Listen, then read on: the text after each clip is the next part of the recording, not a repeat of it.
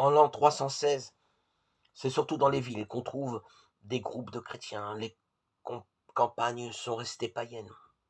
Un jour, un jeune officier des armées romaines, Martin, vient trouver Saint-Hilaire, évêque de Poitiers.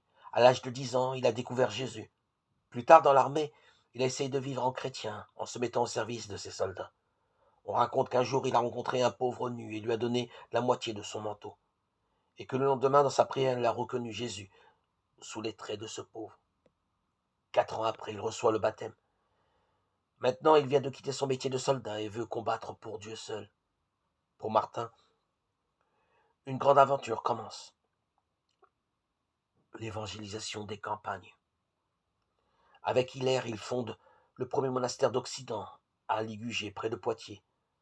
De ce monastère, les moines partent annoncer la bonne nouvelle de Jésus un peu partout. À Tours, on apprend que Martin fait des signes étonnants au nom de Jésus, des miracles. Les habitants veulent la voir. Un homme vient lui demander de rendre visite à sa femme malade, et voilà que sur le chemin, d'autres habitants l'entourent et le forcent à entrer dans leur communauté, où le peuple l'acclame. Il accepte alors d'être ordonné, mais il veut rester moine et se fait une maisonnette en planches. Près de Tours, à Marmoutier, des disciples se joignent à lui. Ils prient ensemble, ils lisent la Bible et partent prêcher.